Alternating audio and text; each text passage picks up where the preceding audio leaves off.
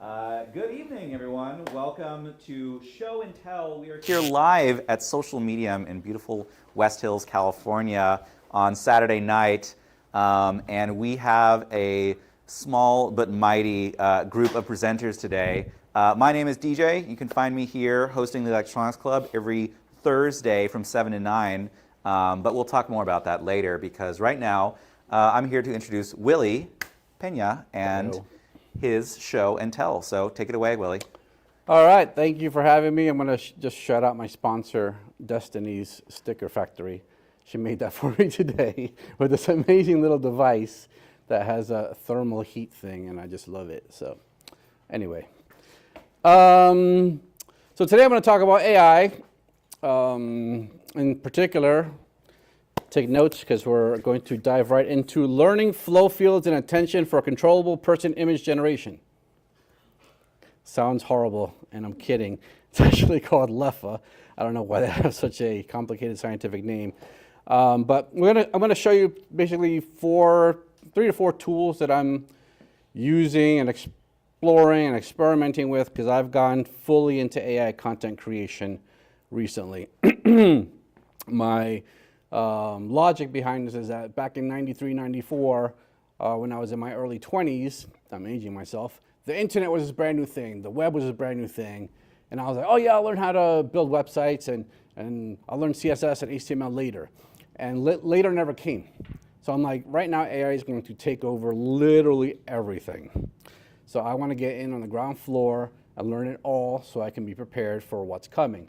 And what's coming is pretty amazing. I'm going to be doing a meetup here on February 8th where I'll be covering more in depth today, just kind of like a 5-10 minute little whiz-bang thing of what AI is capable of as far as content creators and makers, which is this crowd right here. All right, so this tool right here, Ben took a look at it and he's like, this is pretty cool, you should present it for people that are into cosplay, who are designers, whatnot, because it is the fastest way to iterate clothes on a human. And I'm going to show you an example. So I took a screenshot of myself earlier, and I'm going to upload this image, if I can see, desktop, and then sort that by whatever, and open that up. And there's my beautiful selfie that I took earlier. Okay. Now, in this program right here, called Night Cafe, I created a product photo. I said I want to create a product photo of a light green men's dress shirt with Pikachu prints all over with a white background. So I did that, took literally 4 seconds. Here's some of my other creations. This is a very, very powerful AI, very nice. So I downloaded this and I'm going to upload it so you can see what happens when I merge these in like 10 seconds. I think this is it. So there's me, there's the shirt I want to wear, and I'm going to hit generate. Let's see how long it takes.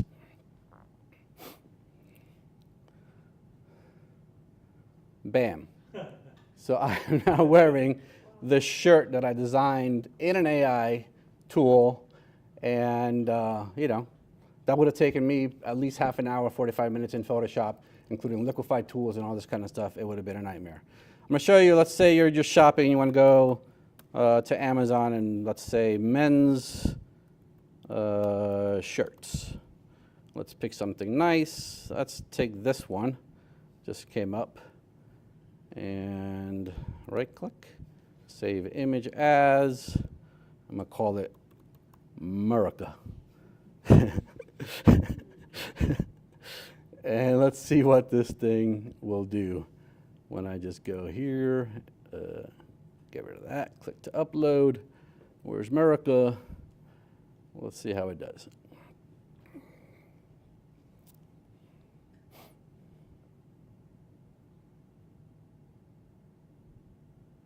Of course it's going to free. Oh, yeah, not bad. All right, so you get an idea. You can iterate. You can use any kind of model you want. Say I want to put her in this. These are some of the samples. Feminist. Oops, that's not nice for little children. Matching the brightness, which is really interesting. It's wild. It's not just one-to-one. Yeah. So imagine you can like now have a virtual like wardrobe. Pretty cool. So there's one of them. Now, what can you do with this kind of stuff? I sell T-shirts. I sell a lot of different things. And one of the things that I did, I didn't use this tool, but I used another tool. I'm just going to show you this very briefly. Why does it keep going here? So I made, in an AI, somebody who does not exist. And you can just quickly see it's a dude in a cityscape. I think I said African-American male standing in an LA street. Then I did, since I'm pretty familiar with Photoshop, I added one of my designs to it. New year, new me. Pretty cool. That's good for a little reel or TikTok, whatnot, a static. And then I put it in another AI, and I made this. Whoa, whoa, whoa. This kid does not exist. The shirt does not exist. That street does not exist. None of that exists. But I have now a commercial for one of my T-shirts. Okay? So that's one thing you can do. Which video generator? I think that was Hailu, which is not currently banned. RIP TikTok. Okay, this one I don't think these things display, or you can hear sound from here, but I think I have my laptop loud enough. So this is, I'm going to show you a couple of different voice generators, and I'm going to show you a video as a result of voice generation. So I recorded probably a minute sample of my voice and uploaded it to Hailu. I don't know how to pronounce this. I'm butchering it. Hailu. And this also has video. It has image generation. This is a very complete platform. So I said, okay, cool. I have that. Where's the rest of my screen? Hello. Well, let's see. I'll just generate it again. Oh, here we go. If I would like to play. I have a secret. I really don't know what to do. Can I trust you? All right, so that was not me. That was not me. I am at social medium right now doing a lecture.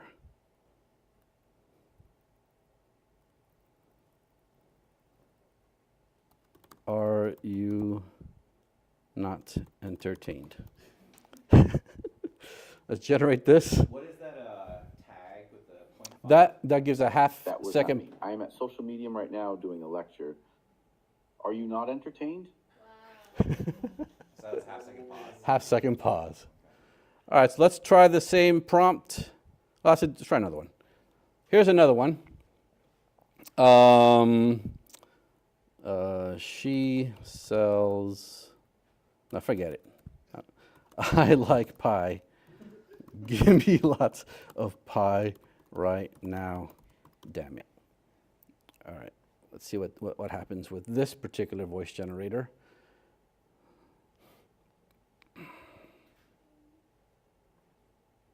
I like pie. Give me lots of pie right now, damn it. Okay. So what did I do with it? What's the point of this besides, it's funny. I made this video. It's a minute and a half long. I won't play the entire thing because I've started it to put AI tutorials on my old YouTube channel, which was inactive, has hardly any subscribers, so I decided to reactivate this. So this is not me. This is me typing in words and... Google search is broken. And no, it's not just you, it's everyone. Let me show you why. I searched for a type of sunscreen to check for health concerns. Instead of helpful info, I got the sponsored post, shopping links, and a tiny box of actual answers buried at the bottom. And these were from forums like Reddit and Quora. Where are all the content web pages and blogs? I don't even see Wikipedia showing up. Okay, so that was just typed. Now the power of this is that I made this video between here and my other co-working space without having to have a quiet space to record, because I rarely do have that. So now I can actually create videos, create content using my own voice as a narrator anywhere without having to set up a mic, talk, blah, blah, blah, blah, blah. So that's the use case for me personally. These things have about 10,000 characters per month for free, but you can always just sign up for another free account using Mailinator or something like that and literally have it unlimited. Little life hack there. All right, let me close these tabs so I don't get lost. Any questions on those two so far? Yes, Destiny. You mentioned not having to need a quiet space to film these videos. Did you need one originally, or how did the AI get your voice? The original recording was in a quiet space. It was only about a minute, and I recorded just sitting down and right into my laptop. I didn't use a mic or anything. So right into my laptop, about a minute, and I just riffed. I just read something. I don't even remember. Something random, and it captured all of that. Does it provide you with like vowels that No. you have to say? You can literally, I could just be like, I like pie, give me pie, I want to walk down the street today. Oh my God, look at that guy, he's so nice, and it'll do it. Back in the day, you had to do that. Back in the day, you had to do that. A 'Cause lot of training. I used to mess with Bark AI, and I had to read their 15 or so prompts, and it was a nightmare. So, all right, so this tool, I'm going to show you, even though right now I had gotten a notification that because ByteDance, which is the owner of TikTok, also owns this, CapCut is now kaput. There's no more CapCut. Exactly. So, but this tool, when it comes back, will be really, really cool. All I did for this, and I was going to show a demonstration with social media, but I can't because it's no longer working. I put in a URL for one of my brands, Teens Want to Know. I uploaded about 5 or 6 pictures, and it generated all of this content in about a minute. Now, these are not super high quality, but for today's like attention span, grabbing world, Struggling to break through the noise and get noticed? I felt the same way until I found Teens Want to Know. They published me in 48 hours. Within 24 hours, they hit me with tailored questions, making the process so smooth. Imagine seeing your interview live on their site, driving instant engagement. Don't wait. Elevate your game now. Secure your spot and shine bright. that video alone would have taken me at least 2-3 hours before. And now here's another one. Get featured. Amplify presence. Shine bright. Make waves. Hey there, are you ready to take your career to the next level? Let's talk about how Teens Want to Know can spotlight your talent. I got featured and it elevated my visibility. The video interviews are so engaging. My fans loved it. The tailored questions help me share my story authentically. Fast publication. It was amazing how quickly I got featured. Unlock your potential. Submit your pitch to Teens Want to Know and amplify your fame today. Wait, are those real? Those are not real people? Those are not real people. This is insane. They just noticed the lip syncing was perfect. She said Teens Want to Know. My brand, she wouldn't have known that, right? She read it from they took it from my prompt, and they matched it to an AI avatar. So if you want to promote a product quickly, this is kind of the way to go. It does the music, it does the graphics, it does all the editing. Insane. But you can't use it. So, because CapCut is kaput until further notice. All right, but that's pretty cool. Let's just show you the practical applications of this stuff. I'm going to shut this. Now we're going to go in a whole different direction. Now we're entering Sammy's world.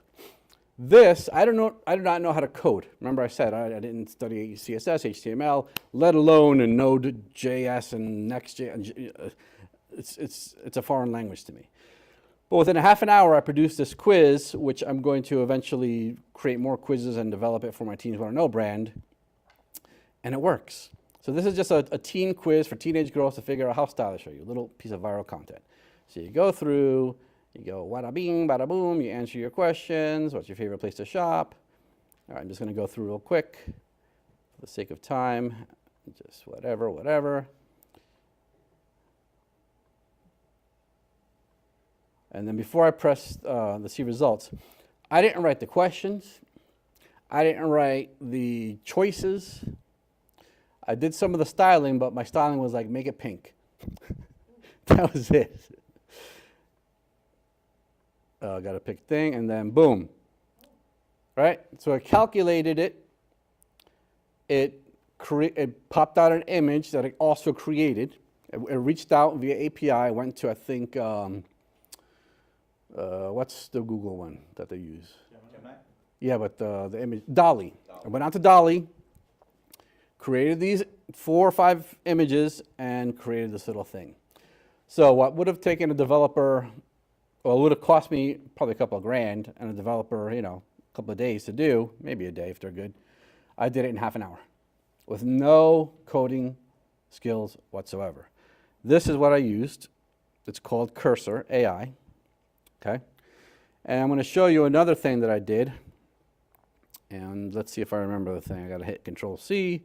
Then I got to go CD dot dot. I remember that from the DOS days. And then CD day. Oops. Am I spelling that right? Day 2. And then npm run dev. That's the extent of my coding knowledge in the world, is those little things that I just did. All right, so then it's running local. It's not a web app yet because I don't know how to do that. But I made a quick little snake game. My entire prompt, if it shows me, this is my prompt. Create a snake game. That's it. I didn't say anything about rules or whatnot. And I have a fully functional, play again. I move it around, I eat the little red dot, the score goes. So I tried to take Harvard's CS50 course, and I made it past week 0. And at week 1, I was like, this is way too much for me. So for me to actually have this available is pretty insane because this will actually teach me to code. I'll learn from looking at this. Now let's do a little experiment. Let's say, create a snake game. How else do I modify this? I'm sure I could modify this somehow. Make the screen, make the playing, I have no idea if this is going to work. Playing field bigger and add an explosion when I die. So it's doing the thing. Please share your code. What are you talking about, man? It's probably because I don't have it open, I guess. Maybe. Well, anyway, I made a game with 1 line of code of actually natural English where I said, make a snake game, and I had a snake game. So that's pretty cool. That's another thing that I'll be experimenting more to make a better presentation next time. All right, this one, some of you might have seen on my my reels. Shut this. So I took this image that I generated in AI, this image, which I just took a selfie in my other co-working spot, and then I married them in this one. This is Vid 2.0, and then I made a reel. Here's the what the result is. Okay. The prompt is, so you add an image here, add the other image here, and then you add your prompt. The cat lands on a man's shoulder, and they both fly into space. So I took that, and I took it into Premiere Pro, and I made a little funny thing.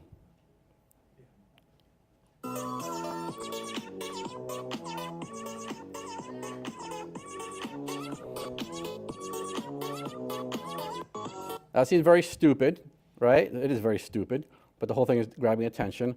But I almost got in one day 1,000 views, which for me, look at the other ones, right? Like, that's pretty good for me. And I got a lead. Somebody said, can you teach me how to do this? I'm like, yes, I'm having a meetup on February 8th. Come on by. So that's the power of making stupid things like this in 10 seconds. Now, it did make me look Chinese, and I think it's because it's a Chinese application. Yeah. What? Oh, time. All right, so I'm gonna skip this, skip that, skip this. What should I skip? Skip all this. Last thing is, go check this out. Backflip AI. Start creating, let's say, give me something, a sun. A sun with beams. There we go. And then generate images. Go away. Generate images. Da-da-da-da-da. All right, so generate suns with beams. I'll take this one and I'll go, what do I have to do here again? Copy, download, delete. There's something that I did that makes it 3D. The blue button? This one? Oh yeah, make 3D. Thank you, Sammy. Da, da, da, da. It's good to have smart people around me.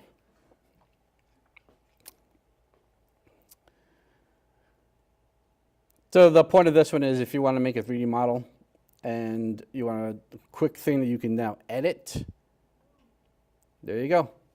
You make the image and it creates a thingy. And I'm out of time, but I'm going to take a little bit more time and just show you. I asked for a football helmet. I got it. And some of you have seen that I actually printed this one. That's the one you printed? That's the one I printed. Wow. Yep. And then I made a cat. And there's all kind of little cats. Said if I wanted to print, I could print. So explore. If you have any questions, ask me. One last thing is if you're not on ChatGPT Pro and you want to really deep dive into AI, you want to use it unlimited, DeepSeek is free. It's more powerful than 4.0 and unlimited use. So check out deepseek.com. I'm not sponsored by them, but it's a free AI tool for you guys to use. Okay, that's it. Thank you. Thank you, Willie. Yep. Wow. Horrifying. And as inspiring and horrifying. I'm off screen. Yeah, we're going to have a couple-minute break, and then we're going to have Savannah on next, Ben. Is that correct? Yeah. In the meantime, if you would like to learn some physical skills, on February 7th, we will be hosting a stained glass workshop here that is $200 and learn how to make some stained glass. So head on over to socialmedium.space/events and you can sign up and check out our stained glass workshop because the machines can't do that yet. Only people can, but just for now, maybe next week. Probably next week. Just wait. No. Yeah, no. For the speech to text, could you do emphasis or like emotion? Yeah. Yeah, you can define that with like tags. There's all different little sliders and stuff. Yeah. Wow. I've played around because I've only done for speech to text 11 labs, which also, yeah, we're still live. What was really interesting is you could do a speech to text generation, but you could provide another voiceover that was just an intonation map. So it's like if I give an angry speech, Yep. and yeah, could you do the same thing with? Yeah. The thing about 11 Labs is these tools all kind of do the same, but these are 11 Labs. You have to pay for the input your own voice, training your own voice. Right. These are free to train your own voice. Oh, okay. That's the only real well, difference. free in that they're getting your data. I Yeah. mean, the CIA already has Right. my data. There's CIA has 100 my pop-up data. shops using your voice in Shenzhen right now, Willie. Exactly. That's okay. Make me famous. Yeah, man, that very interesting. Destiny, you seem frightened. I am. Yeah. That's scary. Yeah, the video generation with the voiceover was pretty seamless. I haven't seen the lip syncing was very good. The voices were all distinct. Well, the fact that it gave back, they looked like they were sitting somewhere real, right? Like there wasn't Yeah. immediately anything that my eyes went, why does that have 3 fingers extra, or why Right. is that distorted?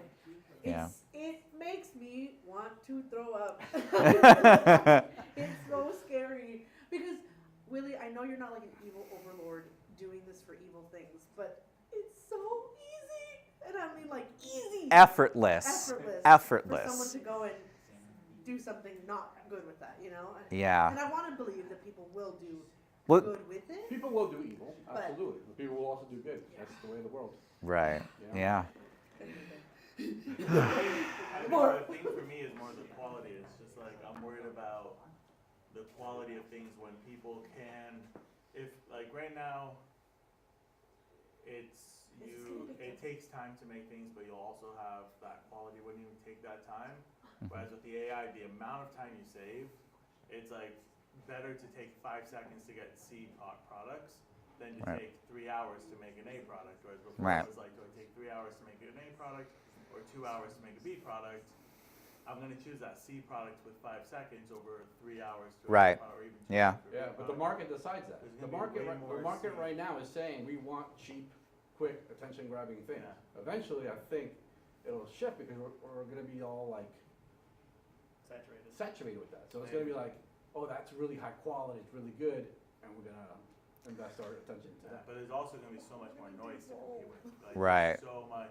Look at The easier Spotify. it gets, the harder it will Look be. at Spotify. The fact that you made all those CapCut videos, Yeah. I mean, Yeah. yeah. Spotify has a bunch You're of good, artists on Destiny. there that I'll never listen to, that are kind of bad. Yeah. You know what I mean? So Yeah, AI generated music, AI generated imagery. There's nothing digital that the machines can't make. All right, people are out of the bathroom, and yeah, Savannah, you ready to go? All right, welcome, Savannah. Oh, here, so then you can have this. We'll let you. Yes.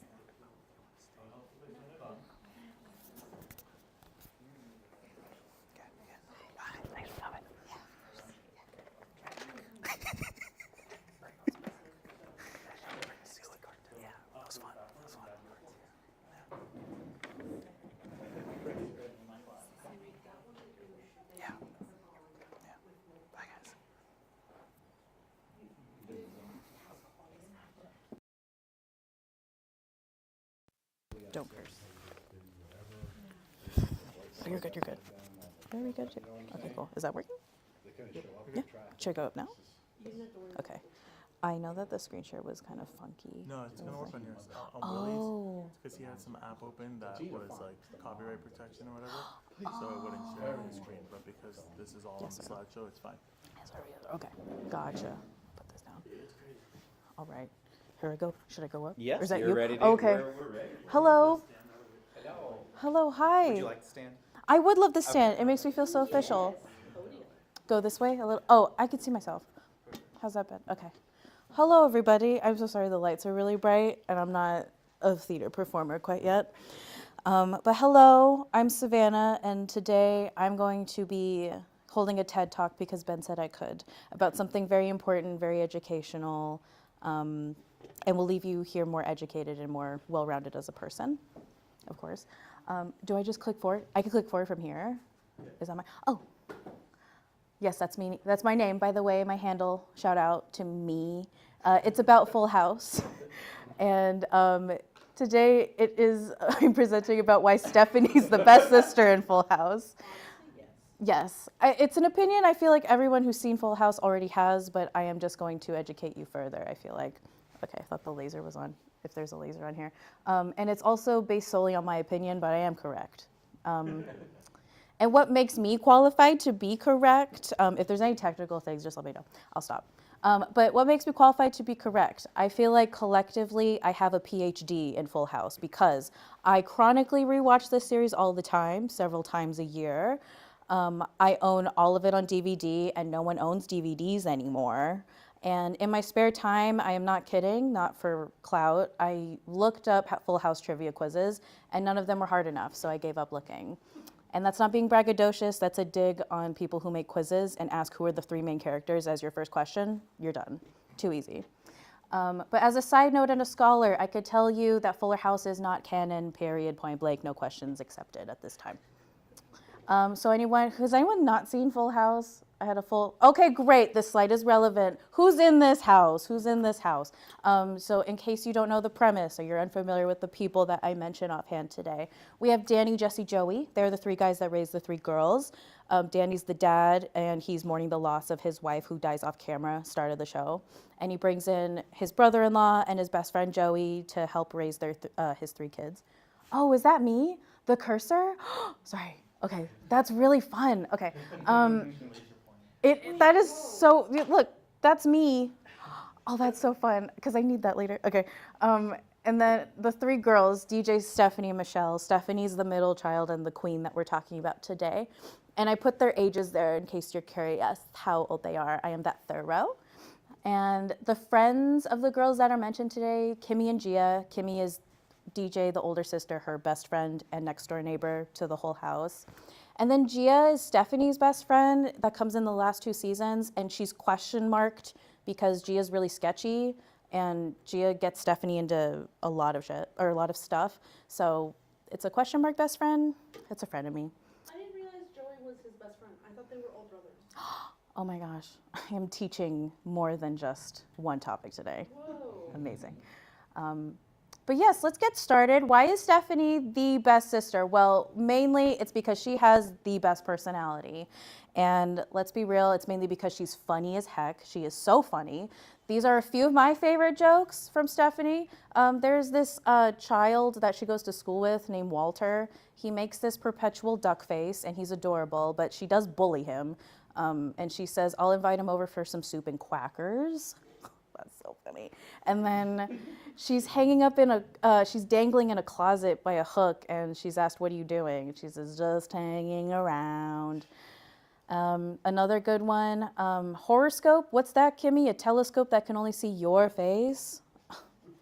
Now, some savage stuff. And then I do have a video in case you want to hear what her precious little voice sounds like. What is select? Oh, this one. Okay. It's a little...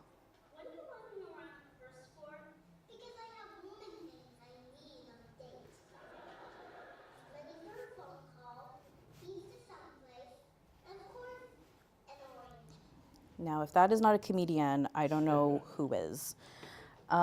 Moving forward, she has jokes that hit throughout the series, and compared to her sister, she has the best brand of humor. Why is that? Well, DJ, she has like a snarky, sarcastic quip every now and then, and you do a little hee-hee, but you're never quite ha-haing at anything DJ is saying. You're never cracking up like you're cracking up at Steph. Michelle, she doesn't talk for a couple seasons. She relies on cuteness mainly, and she doesn't really get any good comebacks until she gets a little older, when she starts digging on Gia, Stephanie's best friend. But this is only funny because, again, as we know, Stephanie digs on Kimmy, DJ's best friend. So it's in the shadow. Stephanie ran so Michelle could run. Stephanie's humor is original. It's multifaceted. It's wholesome. She's awkward. She's charming, though. It's lighthearted, but she's also a savage. So, yeah, clearly the best. She's also a big sweetheart. She has love up the waz. She is incredibly complimentary to everybody except for Kimmy. And she always supports her sisters. There's several moments here that you can see that are pictured. Can I cursor them? Right over here, she's performing as a clown for Michelle's birthday party because they all got trapped at like a gas station one time. Look at her, performance queen. She gave DJ a hug right here. That's some support right there. DJ never unprompted gave Stephanie a hug. It's because she said, DJ, I believe you. When DJ's like, I didn't drink at the school dance, and no one believed her. And she did not drink at the school dance, but Stephanie believed her. And look at her, teaching Michelle how to tie her shoe, or just tying her shoe. So the other two are annoying because they are entitled. That is an argument I will go in on a little bit further later. But when Stephanie's annoying, it's just because she wants to be loved. She just wants to be involved. And isn't that all of us who can relate? Also, she's a triple threat, okay? She's a dancer, she's a singer, and she's an actress. She's naturally funny, and she's a natural performer. So I don't think you could tell me that the other girls did anything of that sort. DJ she never gets her black belt. She doesn't do diddly squat with the soccer that she does for a bit. And Michelle, if anyone here who has seen Full House can name a talent Michelle has, I triple dare you because I can't think of one. No, Ben, saying, oh, you're gonna love, I mentioned you got it, dude. Putting your thumbs up is not a talent. Okay, let's get a little bit into the storylines here. Steph has the best storylines. On top of being the best person in the house, she also has the best storylines. Here are just a few that I really enjoy. She ran the car through the kitchen one time, and she was so sad that she did that. She punished herself and said, I will go to carpenter school and build a house, Dad, so you never have to hug or kiss me again. That is what she says, because she's humble and sweet. She also had PTSD and had to go to therapy right over here when her dad came home late from work after a big earthquake. She also had like a little outburst at the mother-daughter summer party for the honeybee little Girl Scout thing she was part of. That was serious and crazy. And also her friendship with Gia is also an enemies to friends situation. That's exciting, new, and different from anything we see on the show. Now, I did make charts. I came with receipts and charts. And I made these charts myself. Thank you very much. Is it a scientific process? No, but you should just trust me because, again, I'm certified. So DJ's storylines, as you can see, she has some categorizable, if that's a word, episodes. It's either 20% about boys, which is fair, because she's the oldest one. She has a good chunk of her being entitled or way too concerned with her reputation, 7 of them, if you will. And then 6 of them, or 5 of them, whatever. This little green chunk is her cleaning up after Kimmy, which is, we love Kimmy, but it can be annoying sometimes. And then the rest of them are just uncategorizable, unique episodes that I couldn't really put in any box. Oh, and again, I love all of these. I'm just digging on them because it's fun right now. Michelle, she has more than DJ she has uncategorizable, I'm just gonna keep saying that word, episodes that I couldn't quite put in a box. But she also has a good chunk of being entitled because again, she's the youngest. Of course she's going to have that. But I also noticed while counting, she has a fair amount of episodes where she maltreats animals. And that's no joke. She loses the pet bird in kindergarten. She kills her goldfish on accident because she gave it a soapy bath. She bought a donkey with her lemonade money and kept it in the house and kept everyone awake. There's so many, and I think that's so funny that it's a good 13% of her episodes. However, when we compare it to Stephanie Judith Tanner, look at the chunk of original storyline she has. You cannot compete with that number. That is a good 31 compared to, I don't know, a 25 and a 26. I can't quite tell. The lights are bright in my face. But you get it. You get it. She has some episodes about boys, but only 2 where she's an entitled little brat. Compared to the others, that's really small. I will tell you that much. And it's only because Gia has that influence on her and because they were later episodes. So I don't really count them personally. And also here is the main moment, a little bit of a hot take that I think Ben is going to hate most. She has the best catchphrase. That is a hill I will die on, mainly because, not because of its longevity in the zeitgeist culturally, but mainly because it has survived beyond any of the other catchphrases anybody has ever said in the realm of the children, because have mercy will always be in our brains forever, in our hearts. So oh my Lanta, that is a DJ phrase. That is her only phrase. It is born in season 4 and it's dead in season 4. You don't get it again after 1 season because DJ's not a catchphrase person. Michelle is though. Michelle gets too many. She has "You're in big trouble, mister." It's born when she's a toddler, dead when she's a toddler. No Way Jose, same thing. Again, big wow, that's a later one. Only survives a couple seasons. Boom, also gone. And you precious little you got it, dude. Guess what? It stays with us forever in our brains, but it will go away eventually because she stops saying it because she doesn't feel like it is on her brand anymore. She's a big girl now. So that is why How Rude is supreme. Everybody should get, that should be what you should be saying to yourself in your daily life. If you take anything away from this presentation, it's a How Rude every now and then feels good. It's consistent. We have it for 6 seasons. Gia comes in and Stephanie stops saying it. So everything bad with Stephanie is Gia's fault. It's not experimental, it's natural. It comes out of her mouth and you're like, you believe that. It's not a little, let's make some laughs moment. She will say it with their full heart and chest. And also it's relevant to her personality because How Rude is like a little sassy. It's also a little funny, but it's also a little vulnerable. She's like, hey, you hurt my feelings. That is all Stephanie. I can't say the same for You Got It Dude. How is that relevant to Michelle? Can't make that argument myself, sorry. So in conclusion, Stephanie is the queen we should all revere. And if you watch Full House again for the first time or for the billionth time, just know that you are watching an icon and you should be giving respect on her name if you're not already. So as a little test that I will conclude on, do not lie to me. Now that you know, who would you rather hang out with? This teenager who is really angsty and rolls her eyes at anything that is remotely fun, and she won't touch anything that's geeky in her eyes, or at least she won't admit it. And she will also forget your birthday. She forgot, thank you, Willie, we got a thumbs down and a raspberry. She will forget your birthday because she forgot Kimmy's birthday because it was her and Steve's anniversary. So the worst. Or do you want this episode annoyed the bum out of me because Michelle was princess for a day? Would you rather hang out with Michelle maybe? She has a little bit of a princess complex and she will blame you for the spill that she left in the kitchen and also expect you to clean it up. Or maybe perhaps, take a moment to think, would you rather hang out with a queen, a comedienne who will compliment you on your hair and will maybe give you a little joke or a song to make you smile? I know what I would pick, and I think everyone here knows what they would pick too. Thank you and good night. Thank you so much. Doobity-bop-ba-dow. Thank you. Thank you. Thank you. Thank you, Savannah. You're welcome. Unfortunately, due to technical difficulties,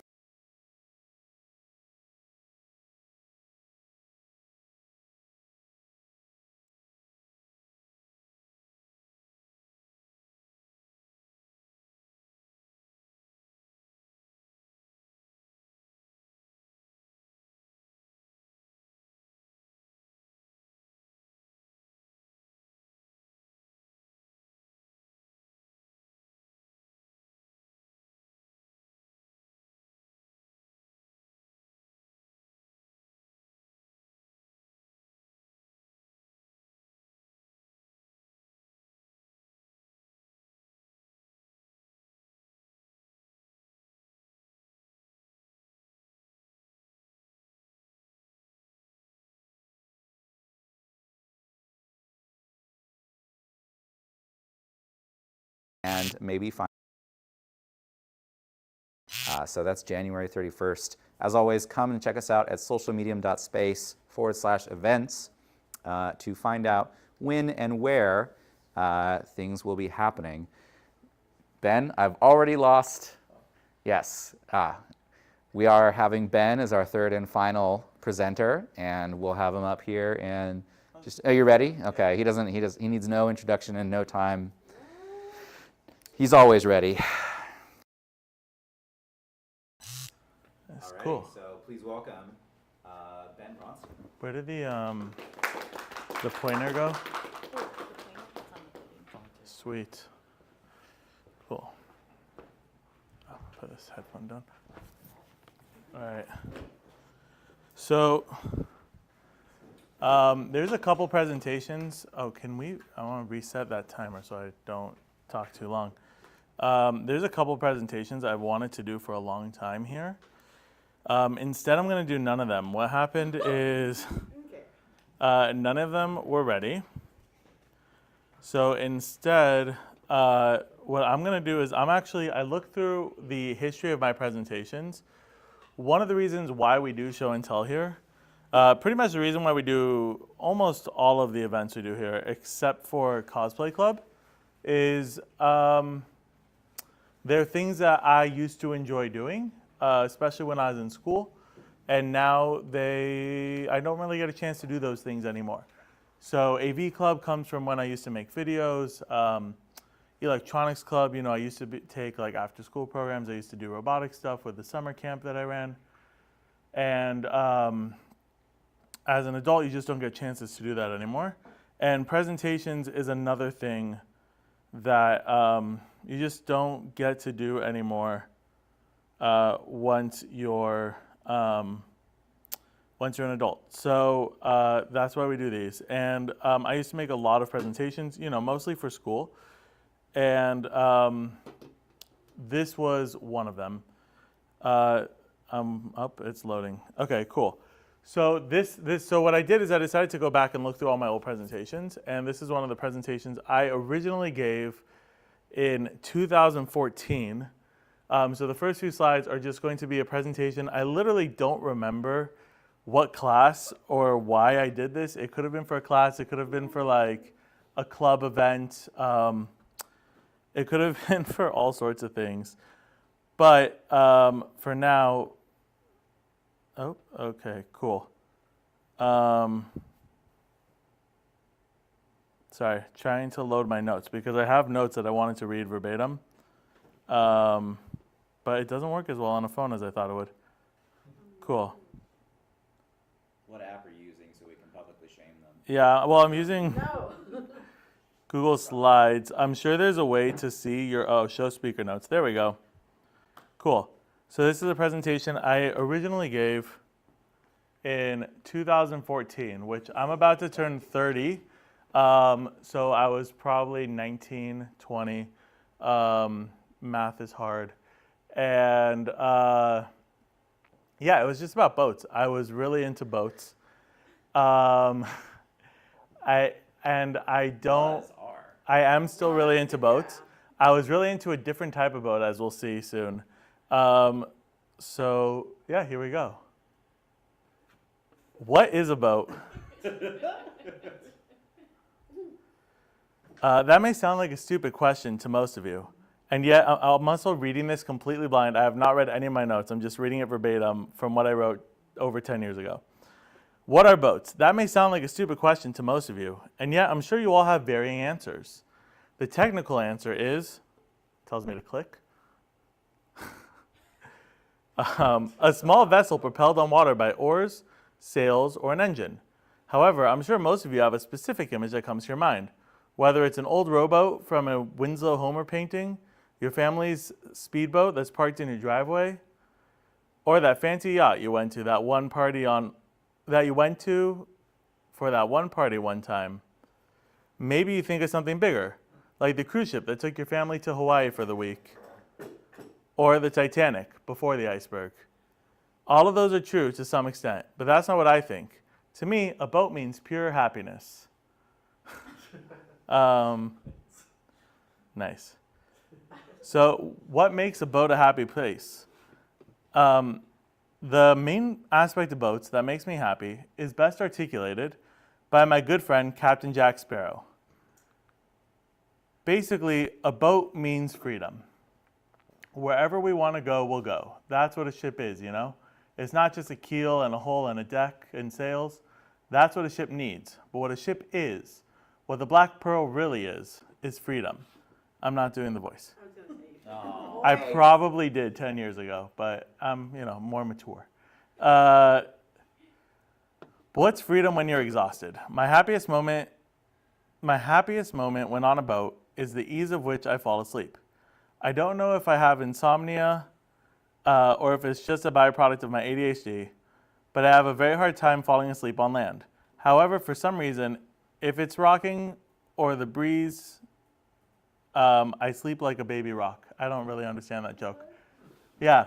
So again, I wrote this 10 years ago, reading it without ever reading it in the last 10 years.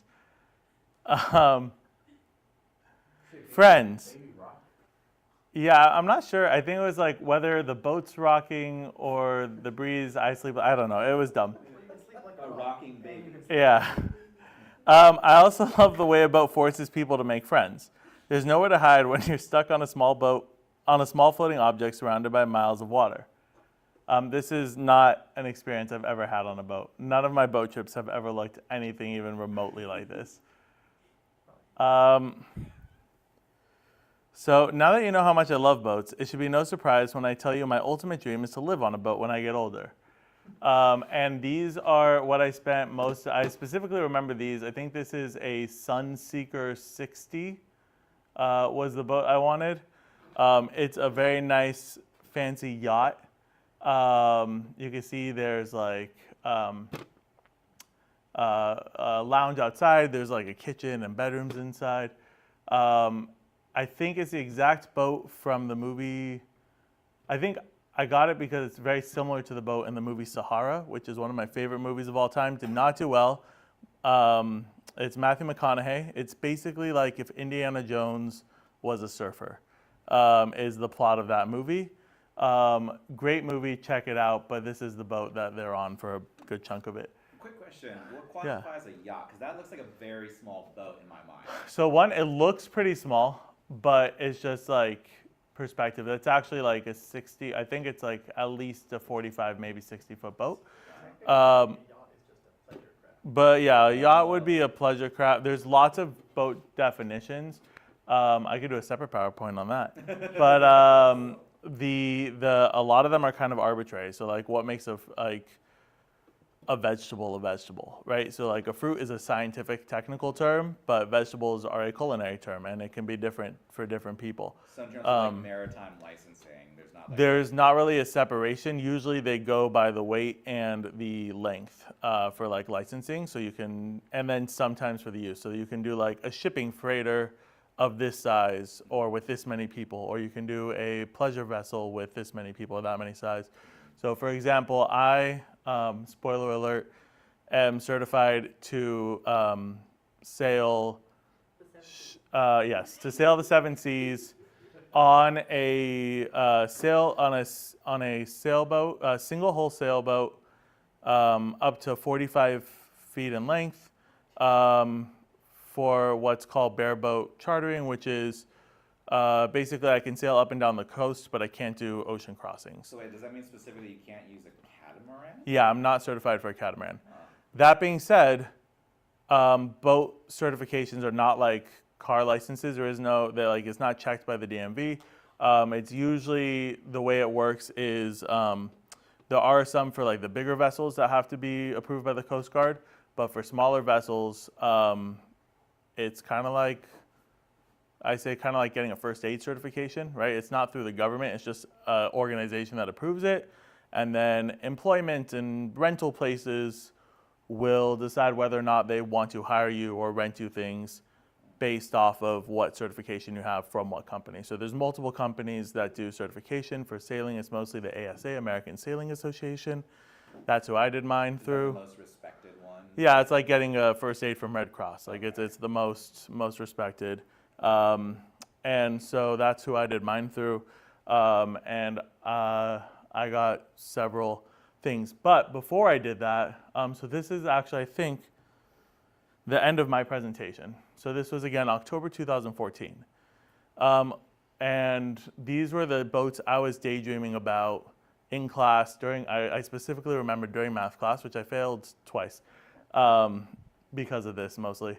And Tony Hawk Pro Skater came out on the iPhone. That was a huge, that definitely ruined my math career at least.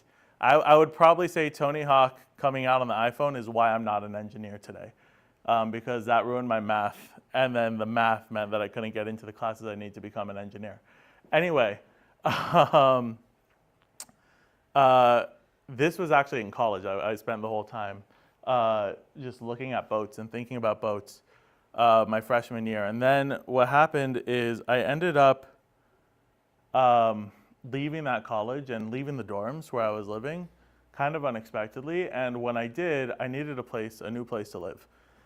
And I was looking at apartments, and they were hella expensive. So I moved in with my dad for a little bit. And during that time, it was right around my birthday, and I was looking at getting a boat rental for the day for me and my friends to go out and just rent a boat around Marina Del Rey. And I was thinking something like this. I looked up how much it costs to rent something like this. And then I very quickly changed my mind. And I saw that sailboats were much cheaper to rent.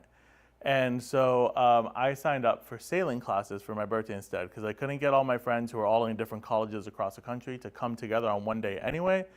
I'm like, instead of renting one of these big boats, I'll take sailing lessons, I'll learn a new skill. And then when my friends come in, I could rent smaller sailboats for much cheaper and take them individually, instead of trying to find one day where everybody fits together. And what happened is the end of my first day of my sailing lesson, very first time actually ever on a sailboat, because I had grown up, my grandparents had a boat, but it was more of a yacht, like a much older version of this.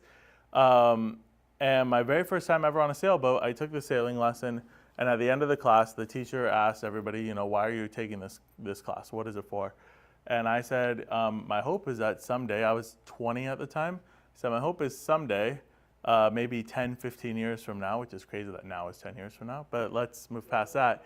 I said, hopefully, when I'm 35, 40, I'll be able to buy a boat and have a boat. And he said, oh, well, if you're interested in a boat, I know a guy who's giving away his boat for free because they're destroying all the docks in the area, and he can't find somewhere to keep it. So if you can find somewhere to keep it, you can have it for free. And so that's how I found the Gypsy Rover. So this was my Catalina 27. This is like the first time I ever saw the boat. It looked like this. And I went inside, and it was just covered in trash. The whole thing was dirty and gross, and you can see on the bottom left, like on the bottom, this is what it's supposed to look like, this like kind of nice brown wood, and everything was all gray and kind of gross. Teak does that. You have to oil it regularly or it will lose its color and get kind of rough. But then when you add oil, teak oil, which is a whole process, it regains its color and becomes smooth again. You don't even have to sand it. In fact, you're not supposed to sand it. And then you can see here is like a mess of rigging, all the stuff I had to pull off of it to make the boat actually sailable, kind of. But yeah, so I took a look at this boat. It also had it had no mainsail. So this type of boat usually has two sails, a mainsail and a jib sail. The mainsail provides usually the most of the power and is the main sail used for sailing. And the jib sail provides extra power and some maneuverability. It had no mainsail at all, and it had a kind of beat up jib sail with some holes in it. And it had no motor. And I didn't have a place for the boat to live. And I said, yes, I'll take it. And so I took that boat.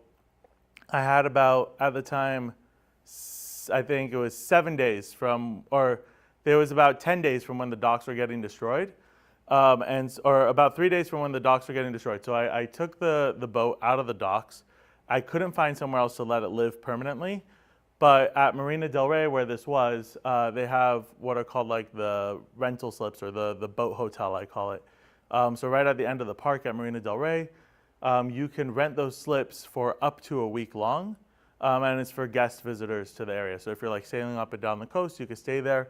A night there, much like a hotel versus an apartment, a night there costs about the same as like 2 weeks rent in a regular slip. But it was either that or like get the boat towed, and that wasn't really an option either. So I put the boat in these rental slips, and I'm like, I have 7 days before they kick me out of here to figure out where the boat's gonna go. To get the boat into the rental slip, the teacher who told me about the boat, because again, my boat had no sails and no motor, the teacher who told me about the boat took his little dinghy, like one of those kind of inflatable boats, and we tied a rope to the front of my boat, and he towed my boat from his dinghy through Marina Del Rey. And then you might be wondering, like, right, you're pulling into these spots. This is actually where my boat stayed for that week. So you might be wondering, right, it's kind of like a car. You're pulling into the spot. If the dinghy is pulling you from the front, how do you get your boat in without crushing the dinghy between you and the dock? So what we did is he pulled my boat with a rope, and then we lined up with the dock. He picked up some speed, got my boat moving with some momentum, and then right before the docks made a hard right and let go of the rope and let my boat just drift into the dock. It was one of the scariest and coolest things I've ever done. And we got the boat. That's not me. That is way scarier and cooler than anything I've done. But yeah, so we got the boat into the dock, and it stayed there for 6 days. And on the 6th day, I finally found it. Yeah, I did. It was a panicked frenzy for 6 days because the fees to have your boat stay there extra would have been thousands of dollars, and I would have had my boat towed, and then I'd have to get it back, and it was like a whole thing. And I also technically shouldn't have been there because you're not allowed to be there if your boat doesn't have a working motor. So it was a whole thing, a lot of stress for like 6 days. And on the 6th day, I found out about this dock that a family friend had a boat there, and he had heard that like somebody was moving out. And so he called me before they even publicly listed it and was like, hey, you gotta come here. And so I applied for that dock, and luckily they let me in. There was a wait list of other people, but it was one of the smaller docks, and the wait list was all the boats on the wait list were too big for that space. So I got lucky that because my boat was so small, I was able to sneak in. People were having a very hard time finding docks anywhere at Marina Del Rey because half of it was being like renovated. So anyway, I moved to that dock, but with just 1 day left on the rental before I got towed. And once I was in that dock, I got a bunch of things fixed. So I spent a few $1,000s, which was a whole another crazy story, redoing the rigging. I got in the end one sail. So you can see my mainsail. This is this blue line here that's very saggy looking because there's no actual sail under there. That's just the cover to pretend there's a sail under there. And then that's my jib up front. So I pulled that down. I went to a sail repair place and got it fixed.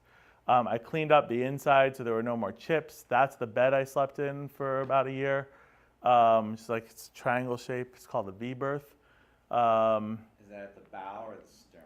It's at the bow. The front part is called the bow, yeah. And then if you pay attention to the stern, you'll see that the motor I did eventually get was off this dinghy. So I had, about 6 months before I got a boat, I had got an inflatable Intex dinghy from Amazon. The kind that you would put like maybe in a large pool, or like you might put in a lake if you lived on a small lake and you go fishing or something. And then I got this little 24 volt trolling motor, so the equivalent of like maybe 2 horsepower.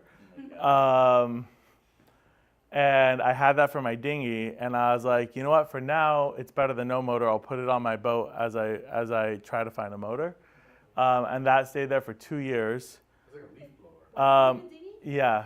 What? Why did you need a dinghy? I just had a dinghy for fun, because before I had this boat, I was like, oh, this will be like, while I'm learning to sail, it'll be fun to get used to Marina Del Rey. I'll like just take the dinghy around Marina Del Rey and go on like little excursions with my friends. And we did that a lot. That was fun. But then I took the dinghy off it and put it on this boat. And I lived on this boat for about a year. And it was a great year. I loved it. It was my first, place to myself. I got beautiful views like this every morning and every night. It was just a great place and it was a great gathering place, because a lot of my friends were still at the college near that area. But I was my parents were in the valley, and so having that place in Marina Del Rey where people can come gather, we go to Venice Beach and then walk back to the boat and sleep and stuff, was nice. There were 3 kind of bedrooms, but there was that one bedroom I showed you. I don't know if you can see on the other slides. Not really. You could kind of see right here, that little corner. So if you look at where the TV is, you can see that little like red smudge. That's a pillow. And this is what's called on a boat a quarter berth. So a quarter berth is what other people like to call it a coffin berth. But it's effectively a tube, and you have to like slide in legs first, because there's not enough room to like spin around when you're in there. So there's literally like a handlebar over it, and you like slide in like you're about to be launched out of a cannon in a circus. And when you're in there, you can like reach your arm about like, you could go like this, and then you'll touch the ceiling above you. But it's good for when you're sailing, because if the boat's tilting, then you can't roll off your bed. And it's under the bench, so it's about the same width as a bench seat, because it's, right, like if you knocked up, you would be hitting somebody's butt if they were sitting outside on the benches. So that was one bed. Then I had the V-berth up front, and then the table in the middle turned down, that you saw in the first picture, also turned into another bed. That table would drop down and become a bed, just like in an RV. So that was a lot of fun. I continued to take sailing lessons and eventually got my license and was able to sail my own boat. And I did that for about 2 years. And yeah, but that's just a crazy thing. It's like very rare. It was very cool because I completely forgot about this presentation. And it's just very cool to see this and say, this is, my future boat, and to make that claim. And lots of people go up and make presentations, and I'm sure I have lots of other presentations I could look through and find of saying, and this is the house I'm going to buy, or this is the profession I'm going to have, or this is what my life will be like. And to be able to like go up in front of the class and tell everybody, I'm going to own a boat someday when I'm older, and that day only being a year and a half, 2 years later, is just a really cool thing to be able to look back and see. Nowadays, I don't own a boat anymore. I don't think we have it anymore. I have pictures of, there's another boat I've bought since this one. I got rid of this one. But I got a little boat that never even made it to the water. That's a whole separate story. But now I rent boats, and I get these nice big 30, 40-foot yachts. And that's me and my boat. So, also it's called the Gypsy Rover after two things. One is the song "The Whistling Gypsy Rover," and also the song "The Irish Rover," which was a very there was a boat called the Irish Rover that brought a lot of Irish immigrants to the U.S., and there's a lot of Irish folk songs about it. And then the Whistling Gypsy Rover is one of my favorite Irish folk songs about a man who just kind of travels around the world. He's like a prince, but he goes in disguise as just like a rambler, and he just goes from town to town whistling. And so I called the boat Gypsy Rover. I was really into Irish stuff at the time. Still am. My roommate at the time, my roommate in the dorms right before it, he was also into Irish music and stuff. And he wanted to call it shillelagh, which is like an Irish whooping stick. But Gypsy Rover won out because it was my boat. Yeah, any questions? How long was the boat? The boat was 27 feet. So 27 feet sounds really long. Like if you ever watch those like tiny home videos, things like that, 27 feet's like, okay, for a tiny home, it's about the length of like a school bus. And so if you think of like those school bus conversion videos, and how much stuff they're able to fit in one of those, it's a lot less on a boat because a school bus is a rectangle. A boat is like a U shape. And so you have like 8 feet of like a cube, and then you just have like two triangles at the end where it gets less and less space. So by the time you're getting to the end, right, you have that like little coffin and the little V berth in the front, and you really only have like 8 feet of room where I could stand up. So that was the boat. Like, Birth because your head has to come out first, or what's the? No, all rooms, all sleeping rooms in a boat are called a berth. I don't know why. It's because it's where boats and ships are kept. So it's where you're kept on a ship. That's fun. It's B-E-R-T-H. Yeah. Oh, that's funny. I never even thought of it as B-I. No, yeah, B-E-R-T-H. That's funny. Oh. I've never made that connection before. I like the cut of your jib. Thank you. What is there any practical meaning to that? Do you know? Yeah, I mean, cutting a jib. So the jib is this front sail. Okay. And I could imagine two meanings for it. So one is you can see here how it kind of makes that triangle shape. The way boats work, or the way sailboats work, which is a whole nother presentation I can do, is very interesting that the sails act kind of like airplane wings, right? So if you're familiar with, Bernoulli principle, right? Where the rushing air over the top of the wing creates lift by sucking air up basically from under the wing. Because as the fast moving air on top of the wing goes, then the air below tries to like push up to replace that fast moving air.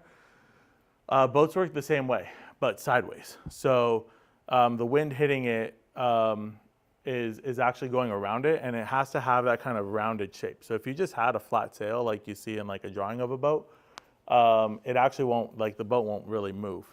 You need that rounded shape for the air to kind of flow around it. And so when I believe when you're like trimming, that's called trimming the sails. So I could imagine like trimming and cutting, like cutting being another term for trimming the sails. And then there's also like, you have to actually get your sails sized and cut for your boat. So that could be another thing, is like the shape of your sail defines how fast your boat's going to go, whether it's going to be designed for going faster, for going kind of more even paced, or like if you want to have like move smoothly, or if you want to be like jumping at the water. A lot of that has to do with how you cut your sail, how you set it up. Yes? What's the material the sail is made of, and did you ever get a mainsail? I never got a mainsail. So I had the boat for about 2 years, and this is also a good lesson in like, again, of never knowing where your life's going to go. Because at the beginning of this, right, 2 years before this, I was talking about how one day I hope to get a yacht, and I thought it was going to be because I would be a successful engineer or something, you know? And it would be like my pleasure yacht, and then I ended up living on a little boat. And then 2 years after I got this boat, or a year and a half after I got this boat, a year after I got this boat, my dad died. And so I spent that year, I was, getting ready. I had all these long plans, right? So I got all the rigging replaced. That's all the like metal wires and stuff that hold up the mast, which is a stick. I cleaned up all the electrical systems myself. I cleaned up all the wood. I redid some of the woodworking on the inside. I did a lot of maintenance, painting, things like that. And I was saving up to buy a sail and a motor. And then when my dad died, good and bad, he left me his house. He left, and so I ended up living in the house. And with that, I had to kind of choose, right? It's like a boat is great. I recommend it to people all the time when they're like, oh, I'm looking for an apartment. And apartments are so expensive, or I'm looking for dorms, right? Like, I think a boat makes a great apartment, especially if you don't care about whether or not it leaves the dock. Yes, boats are money holes where your money goes to die, but only if you try to fix it. If you're cool with it just being in the dock, then it's a great apartment for like very cheap. Does the marina have a laundromat? Yeah, so the way it worked, I didn't, so fun fact, this boat, it had a toilet, also known as a head, but it did not have a shower. And so there was like, at the end of my dock, there was a little, like a little public bathroom kind of thing. That it was a bathroom for the people who had boats at that dock. So I had like a key that opened it. And then there was like lockers. There was bathrooms, lockers, and a shower, kind of like at a gym. And that's where I showered for a year. But anyway, yeah, so when my dad died, I kind of had to, like, the boat was very cheap compared to an apartment, but if you're also paying for all the expenses that come with the house, it becomes a very expensive luxury item as opposed to a very cheap rent. So I ended up having to sell the boat. I think I sold it for like $1,000 after putting about $5,000 into it, not to mention hundreds of hours of work. But that's how boats go. And so, yeah, so that's why I got rid of it, and I forgot your question. But it was something around that. What's the material made of? What's Oh, the material of I feel like there was another question more relevant to what I just said. I hope I didn't get that okay. Did you ever get a mainsail, and what was the material? Okay, got it. So because of all that, I was saving up for a mainsail, but when I decided I have to sell the boat, then there was no reason to buy a mainsail. The material it's made out of, I think it's just canvas. It's often called like sail material. It's like basically like a water-resistant canvas. Would it have been a couple $1,000s? Is that why? It would have been that, yeah, like a couple $1,000s. There's like two ways to do it. Sometimes you can find, like, luckily Catalina, is a very popular. It's like the Toyota boats. It's like a very popular one of the I think the Catalina 22, which is the 22-foot version. Most boats are just called the brand name and then followed by the number, and the number is just how long the boat is. So the Catalina, I think 22, and maybe also the 25 are like the two most sold sailboats of all time, especially in the 70s and 80s. And a really fun fact is that at that time, when they were the most sold boats of all time, the manufacturer, the factory where they made those boats, is roughly 2 miles from here, right between like Topanga Mall and Pierce College. There's this big factory where they made all the boats. Then they moved it all to Miami, and then eventually to Mexico. So they moved all like the designers to Miami, and then they moved all the manufacturing to Mexico. And so now that building actually just got sold. Like, when I went to pay my bill at the end of moving out, because I actually was the docks I was staying at were docks specifically owned by Catalina. And so it was like, imagine, like, it's kind of like if you ever go to a place where it has like Tesla only parking.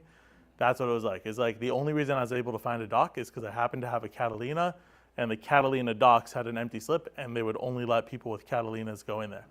And so when I went to pay my final bill at the factory, it was really cool because I got to do a tour of this kind of abandoned factory. And even though it was abandoned, there were still like some sails laying out. Like, the sewing machines that sew sails are huge, and you have to have like a room this size at least to sew a single sail. And so it was really cool just seeing like workbenches the size of this room to sew sails on and stuff. But at that time, there were just a few remnants, like kind of for show, and then the office where the owner, the CEO, and a couple employees worked, and the rest of the building was just abandoned. And now a couple years later, they just sold off that building, and now if you go down Topanga, it makes me really sad every time. It's currently being demolished. And so you can see them tearing it down. It was really beautiful. The lobby was all nautical and stuff. It was a big bright blue building. Anyway, so yeah, I never bought the sale. And it's made out of a canvas material. Cool. Thank you for answering the question. Yeah. With that, thank you everybody for coming to Show and Tell or for watching online.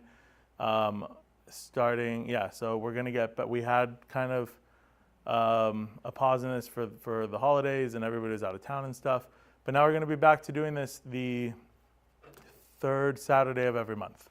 So if you would like to present, we had a great kind of range in presentations today. I loved it, from like personal stories to you know, I can't remember the word from like English class. When you try essay where you try to convince people of something, but persuasive, yeah. From personal stories to like persuasive essays to informational skill building. Anything you want to share with people, this is an opportunity to do it. And to do it with real people live and have real feedback and questions and be part of a community. So thank you all for coming. Thank you everybody for watching. And we can hit the stop stream button. No, but there's one more event. Sorry. I was gonna call. Okay, share the one more event. Captain, but we should all call him Vander from now on because we are hosting an arcane costume party on March 7th. And I've already spoiled his costume. But come and join us March 7th and bring your best arcane cosplay. Yeah, so we'll see you then. Thanks for coming, everyone. Thanks for watching.